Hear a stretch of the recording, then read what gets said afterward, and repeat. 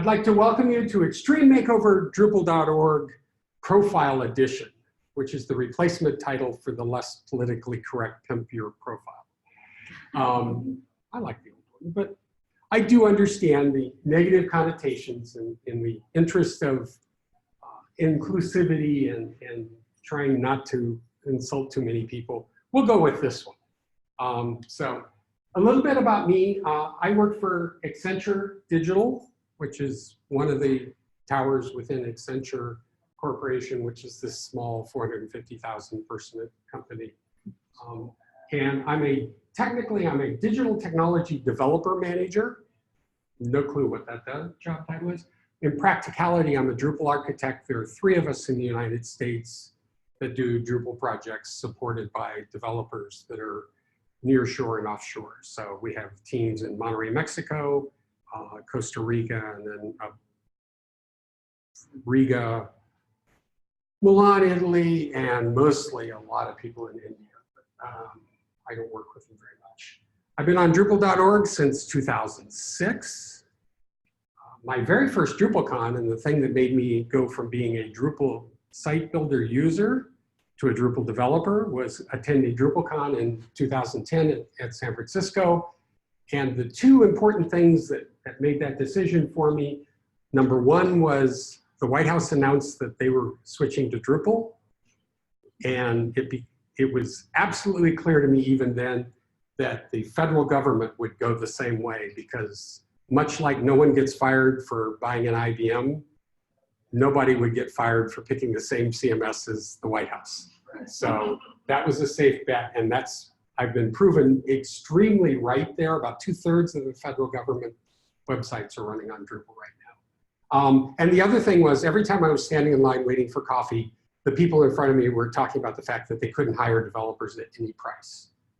And the interesting thing is now, more than 10 years later, that's still true. So it was true enough that 2 years ago, I convinced my daughter she was going to do a pivot from international business with a degree in, or a graduate certificate in energy and sustainability, which didn't even get her interviews, to being a developer. She was going to take a boot camp, and those make me nervous. Some are good, many are bad. So I said, why don't you do Drupal instead? And she's been, for the last year, working for the company that does the platform for the state of Colorado as a Drupal developer. So she and I actually co-presented once at a Drupal Con. Same presentation I submitted the year before didn't get accepted. As soon as I added a girl to it, I got accepted. I also happen to be an Acquia certified Grandmaster for both Drupal 7 and Drupal 8. In fact, I'm the first person outside of Acquia to get all of their certifications. So that means I can take tests very well. And finally, I wrote a book called Mastering Drupal 8 Views. There are postcards out there, but I have more here in case anyone didn't pick one up. I'd dearly not to haul them away from here. So that's about me. Because I work for a large company, this is a requisite slide. And it basically says, I work for a large company, and I'm here not as a large company, but as me. And so anything I say should not be interpreted as in any way representing any belief or thought that Accenture as a company might have. All my bad jokes are mine. So how many of you have a Drupal.org account? Okay, so the very next thing you're going to do is not pass go, do not collect $200, and you're going to go to register at drupal.org/user/register and sign up for an account. And the reason why you want to do that today, not tomorrow, not the next day, is on your profile is a history. And so if you just sign up, you get to be on Drupal.org for a few seconds. You can be on for a few years. I think I've been on now 12 years, 7 months roughly, given a month or 2 depending whenever I did it. And if you're Dries, the founder of the project, you've been on 18 years, 1 month. So you can't go over 18 years because nobody got there first. But that's important because people do look at that. And so if you haven't been on Drupal.org, And I'll tell you a funny story when I show Amanda's profile later. So why do you want to improve your profile? Okay, 2 reasons. As an individual, I've done a lot of hiring, even though I mostly do contract. Before I joined Accenture, I mostly do contracting. I was involved even as a contractor in the hiring decision because I was the subject matter expert. So if you get 2 developers with equivalent looking resumes, which one of these 2 developers would you pick? Because the first question I ask everybody who applies is send me your Drupal.org profile address. Would you pick this person who has 2 years site builder experience, has been on Drupal.org a whole day when I took this screenshot, doesn't have anything on it? Or would you pick this person who had about a year's experience at the time and is probably about the same? Now this happens to be my daughter's profile. And what you're going to find very interestingly is she's got about a year, 18 months worth of experience, but she's been on Drupal.org 10 years.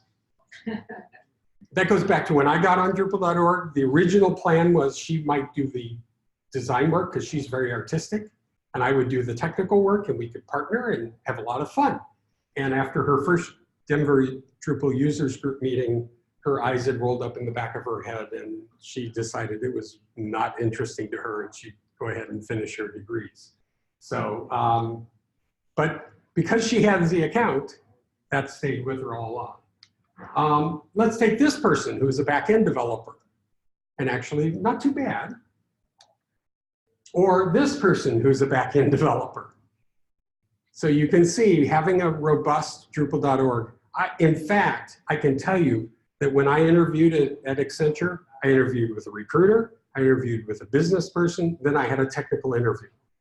And my technical interview started off with the usual chit-chat for a few minutes, followed by the statement by the interviewer, I'm not going to ask you any Drupal questions. I already know you know Drupal.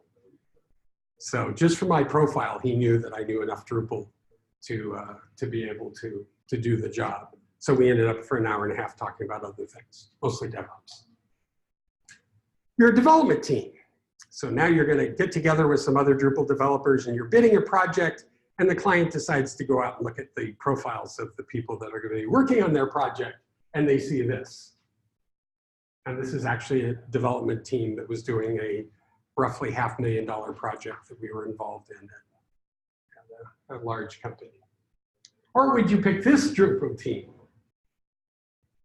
Trust me, you want this Drupal team. This is the dream team of Drupal. This is Dries, Larry Garfield or Corral, and Angie Byron or Webchick. So those are probably 3 of the most influential people in the Drupal community. Obviously, the founder of the project, Larry is the person who mostly drove the decision to go to Symfony as an underpinning for Drupal 8, and Webchick is famous for being Webchick, and I think the first core committer added after Dries, or relatively shortly after that. But she was in charge of Drupal 8.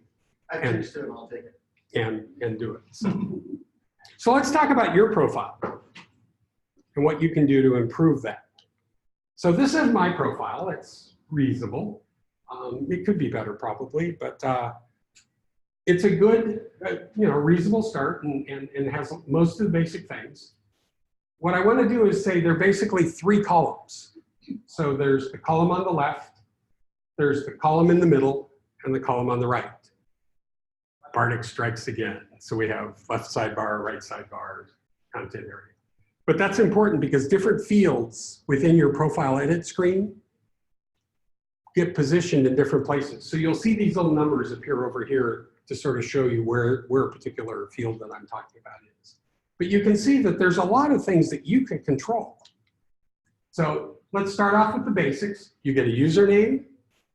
I have absolutely no creativity, so my username is my name. You have your password, your email address, and that's your primary email address. There's another place where you can put the rest of your email addresses. You can change your password, but only after you enter your first one, typical Drupal. And it says this is a shared account, which is how companies take care of their profiles. So you can set up a profile for your company and click it as a shared account, and then it'll give you some options to allow different people to go in and edit that account. Nothing very exciting there. The next part of it is the contact, and it sort of moves around depending on which version of Drupal.org we're working on. So about 6 months ago, this wasn't here, now it's here. It used to be on a tab. It's sort of, they can't quite make up their mind where they're putting it. But this is all your basic contact settings. So if you check that box that says personal contact form, when you go to someone's profile, one of the tabs available in the profile is contact. And if you have checked that box, that shows up. And if you haven't checked that box, nobody can contact you. But it's a form that gets emailed to you. It's not a direct contact. Nobody can see your email address unless you hit reply. Anyone contacting you through your contact form. And to be very honest, very few people ever contact me. So I'm not too excited by that. The next things are how you receive information from the Drupal project and the Drupal Association. And other than the fact I'm not really big into special offers from people selling me things, I pretty much sign up for everything because I want to know what's going on. But one of the really important ones, and you have to do it somewhere else, is there's a way to sign up for the security updates so that you get an email whenever a new security update comes out for a module. And that happens on Wednesdays. And that way you know what's coming in terms of things to work on. So now we're down into a vertical tab form. So let's start off. The first part of personal information is really pretty easy. It's your first name and your last name. And now that we're being very diverse and inclusive, you have pronouns. So you can pick, he, him, we, they. I don't know. I've never really been a big pronoun person. So as you can see, my pronouns are all blank. I really just don't care what you call me. Just don't call me late for meals. That should be pretty obvious to everyone. The next part is really some statistics that they're collecting to try to get a better handle on the diversity within the Drupal community. So one of the things that most open source projects have become acutely aware of over the last year or two is we need to be more diverse. Having, 20-ish white male developers building projects does not tend to lead to a general purpose experience. And if we can get a broad experience, we're going to have a much better product. And so the Drupal community probably was one of the first open source projects to really be aggressive about diversity and inclusion. We actually have an initiative which is somewhat unique, but it's important that you fill that out because that helps them. So I don't get to fill out any because I don't really qualify for any. I guess I could qualify under age. I'm now old, but that would be about as close as I could come. The next thing is the bio section. And I left it on this one only so I could show you it's got one of those magic little windows in it that Drupal puts for text fields. And you will want to make it bigger because they've sort of scrunched it down to it's like 3 or 4 lines and not very many. So you want to expand that out. And when you expand it out, put in whatever you want. This is a free text field.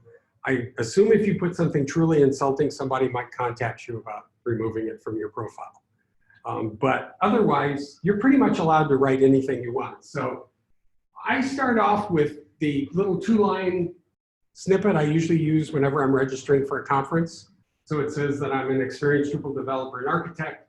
I've been building websites for a long time. I started off with Notepad, generating HTML, and then FTPing it into a server that I have no clue what it is. And my favorite little fun fact that I always stick on it is I still get to ski in June most years. And this year we might get to ski until July 4th. So I'm looking forward to it. We came very close about 2 years ago. And then the 20th of June, it was like, we're going to go. And then the 21st of June says we're closed. So it's scheduled to be open until July 7th this year. Yeah. It talks about me being at Accenture, and then mentions the fact that I've written a book and I talk at various Drupal camps and things like that. And that one day in my history, I used to write articles for Trick publications, so I have a bunch of them that have been published. And I was, like I said, a semi-professional speaker. I did about 6 or 7 a year, and the price was sort of kept designed to keep whatever. And then I list all my Acquia certifications because that was sort of fun, and actually put that in. But one of the things you'll notice if you were paying close attention, that's HTML. Yeah. It's like, oh, wait, HTML, you can do things. And sure enough, if you click the text format or more information about text formats for this format, you'll see all the various things you can do. And that's totally illegible on this screen, but that's okay. You really didn't want to look at it anyways. But most importantly, you can put in things like lists and H1 or H2s and H3s. You can't put H1s in because that's bad for websites when it's already got its H1 defined for it. But I would encourage you to go ahead and take advantage of bold and underline and all the various formatting features that are available to you within that. The next thing shows up on the left-hand column. Remember the column numbers? So I was trying to put italics into mine and didn't take it. Did you use italics or strong? Yeah, see, that's not the one. It's the other one. It's EM. It's EM, emphasis. But it listed in the thing. Anyways, so the next thing you get to do is put in yes, come on up because it's hard to read from back there. And besides, it's not church. So the two websites I put in is my own personal website, which is probably a really dumb move because the front page says we're in the middle of refactoring. And like all good shoemakers' children, that's where it's been sitting for the last 5 years. So I'll probably never get around to that. And then a link directly to the book so that people can buy my book someday. And then I have my usual social links. So I do LinkedIn and Twitter, even though I don't really do Twitter, just because it's there. But you can put as many on as you want. I probably would not personally put my Facebook profile on it, just because I don't believe in mixing Facebook and professional. The next thing is you get to put a picture on it. Please replace the default shadow with something. If you don't want to put a picture of yourself, find some picture that seems reasonable to you to display, to be aware of copyrights, and put something there, an avatar, just something so that it looks like you at least notice that there's a field there that you can change. I actually use a headshot, and I was fortunate enough I had professional headshots done when I joined Accenture because I figured I'd better get a better headshot. The one I was using before that was 15 years old, and it just didn't quite look like me. But pretty much anything up to 1,000 pixels you can drop in there, they'll resize it for you. It's amazing. Drupal does things like that. And then finally, there's this one last little subscribe to get emails relevant to members that's sort of left over from the previous version of when they move things around. Just keep it checked because otherwise things stop coming. Certain things stop coming. It seems to be a transition in process and they just haven't finished it. And you don't want to keep track of that. You hit save. Always remember to hit save. That's an important part of it. You probably never want to hit delete account unless you truly plan on leaving the community. And if you put stuff into the fields and you decide you want to do it, restore last input's the equivalent of cancel. The next tab down is your language tab. And it starts off by saying time zone, country, location. If you fill out country and don't fill out location, it'll show the country. If you fill out location, it won't show the country. So you get one or the other, but you don't get both. And the location will take precedence over the country. But one of those two things should ideally show. And that's sort of handy because once in a while you'll see maps of people around Drupal and you'd sort of like to give the United States or wherever you live credit for wherever you are. You get to give a language. And that language, the first language defines how you see Drupal, the Drupal.org website.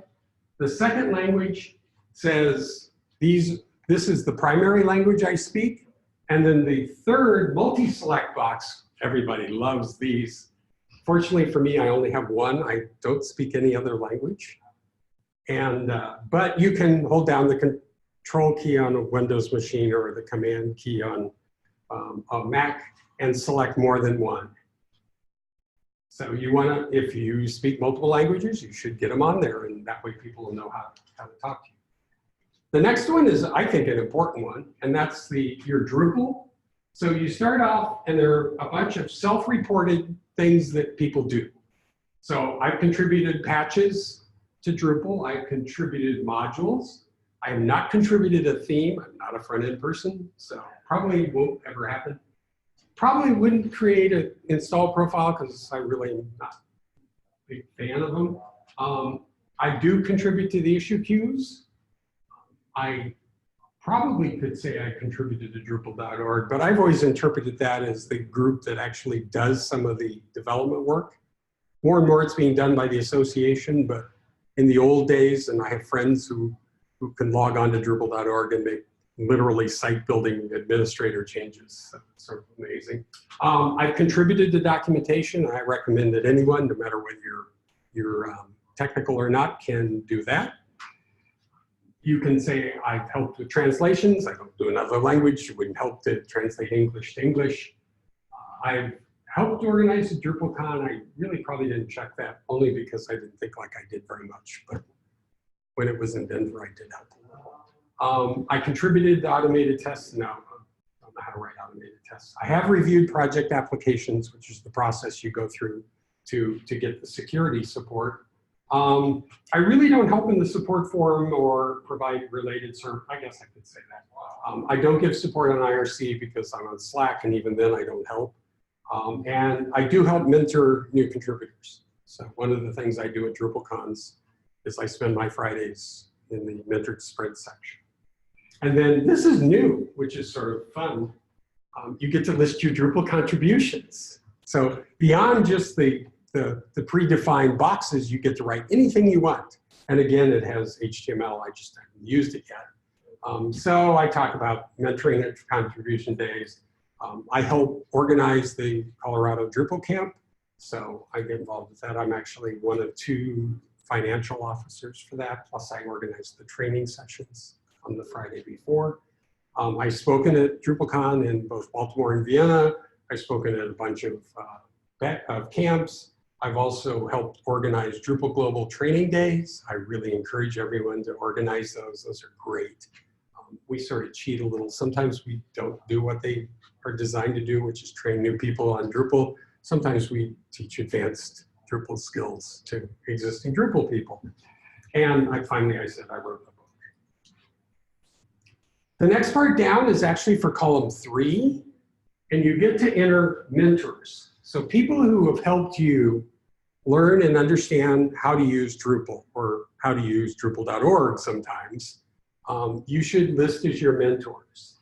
And so there are 3 people I particularly think have done a lot for me.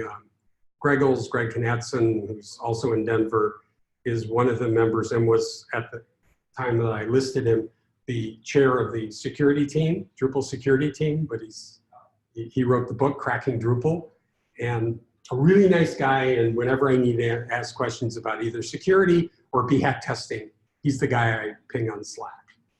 Mike Potter, we went through a long round of features versus configuration management versus features versus configuration management versus features versus configuration management. And I think right now we're sort of like, yeah, mostly CMI with a little features thrown in for good measure.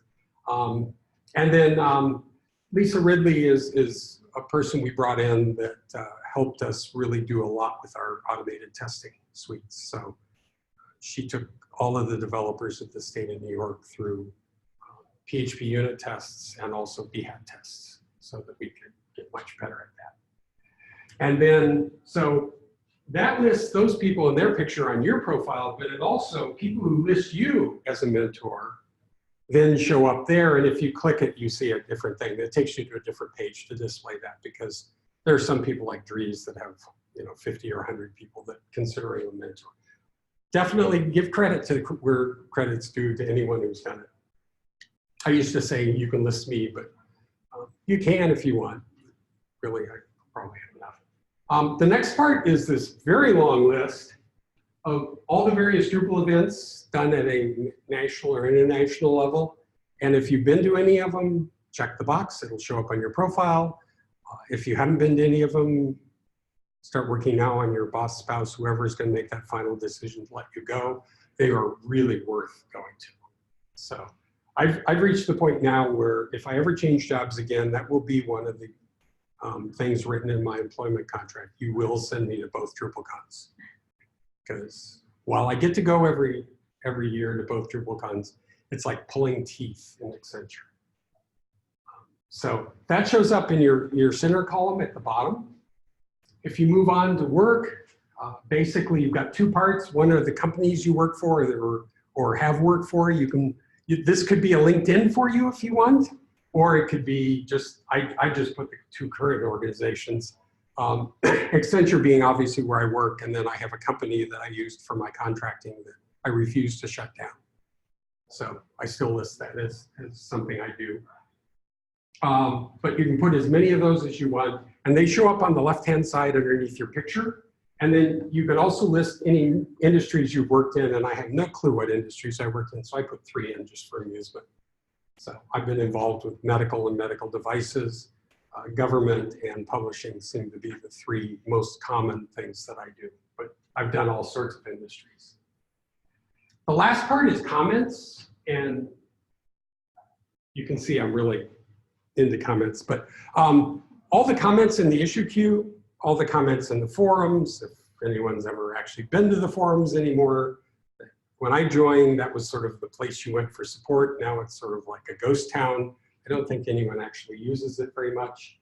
But on your comments, you can have a signature block, and you can decide whether you're going to show your primary language, your pronouns, and your location. And they'll be taken from the other fields that are there. So if you want to use that, go ahead and do that. But I would recommend you go ahead and at least fill that out. And then finally at the bottom, you've got that subscribe I already talked about. Make sure you leave that check, and don't forget to hit save. There's nothing more frustrating than to spend a half an hour or 45 minutes doing gorgeous work on your profile, only to find out you forgot to hit save and it's gone forever. So, and again, do not click the delete account unless you're absolutely positively certain that there's no reason you'll ever, ever, ever come back. Otherwise, you have to set up a new account and you get to start the whole process over again. A couple things that get automatically generated, so you want to be aware of, is in the center column, there's a little section above your Drupal contributions called history, and that has 2 things that are important. The first one is how long you've been on Drupal.org. We've already talked about why you want to go get your account today so that you start that clock ticking. The other thing is how many edits to documentation. And everybody can get at least 1. Just go anywhere on Drupal.org and click the edit button.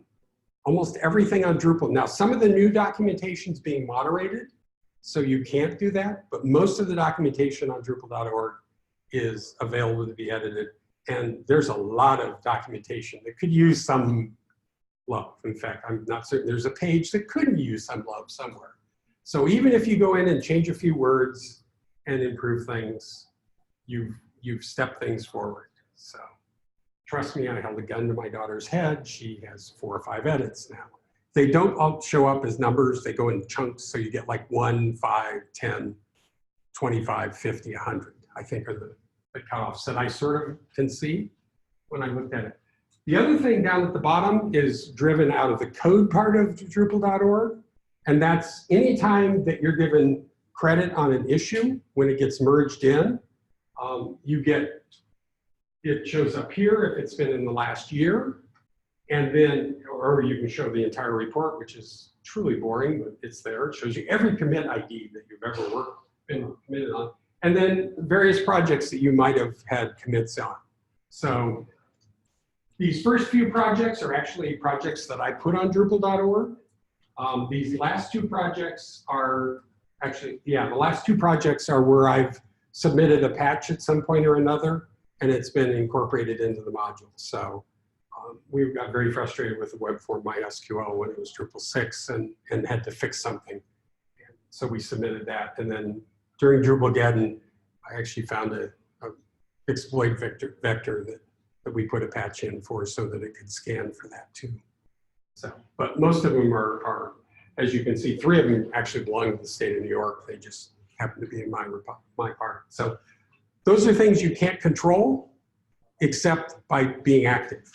And I would encourage you to be active. So you get these credits even for filing an issue or for providing a reasonable comment. It's very much a decision of the person who merges it, who gets credit. But for the most part, if like I've gotten credit, one of my core commits, I know, all I did was I said, here's exactly the steps I went through to reproduce this. And it was like a numbered list of 8 things. If you do it in this order, you'll see it happen. And I got a core commit credit for that. So I think I have like 3 now. Not exactly a huge core contributor. And then finally, the Drupal Association. And so this actually is a screenshot from being logged in. Otherwise, this information disappears. And all you see are the badges that you get. And I should have put one back on my original one. You'll notice I actually have 3 badges on my profile because Vendor Tech, my company, is a member. Accenture is a member, finally. And I'm an individual member. So that's important. And the reason why the Drupal Association is so important and why I'm very frustrated frequently that I don't see that badge on more people's thing is that's what pays for Drupal.org is our membership in the Drupal Association. And, boy, that looks much better on my screen. It's also what helps organize the Drupal Cons.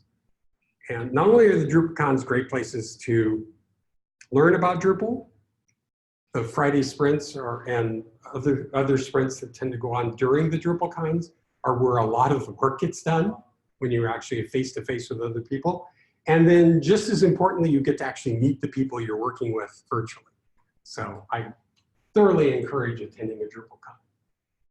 So an individual member is, I think, $30 to join, $40 to join. This is not a significant dollar investment.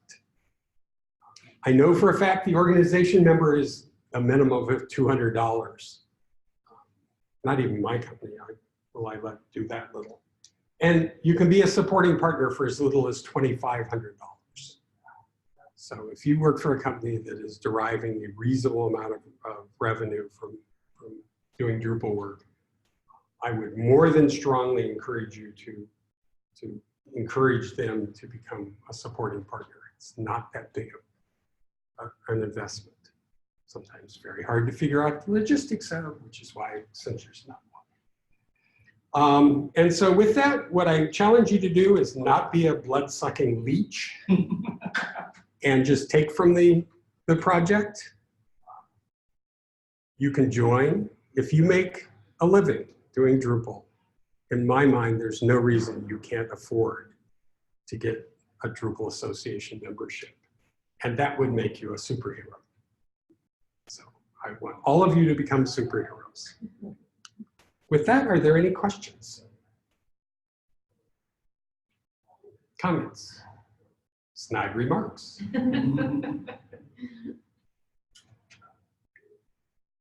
I never thought about updating that. I was just doing it so I could look at the answers and maybe respond to questions. So it's just like you have to update your profile in so many places these days. I didn't even think of that. Yeah, and the other thing that's about every 6 months, go back and look. Yeah. They keep adding fields. So the free-form Drupal contribution field sort of popped up about this time last year. Never saw it until I was doing the talk for that. And here's one that just came up this time that I hadn't. Oh,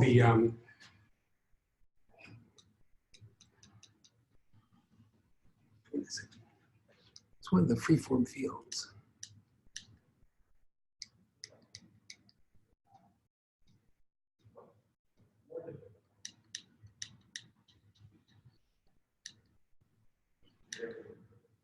I don't know, but I forget. But anyways, one of the other free form fields is relatively new.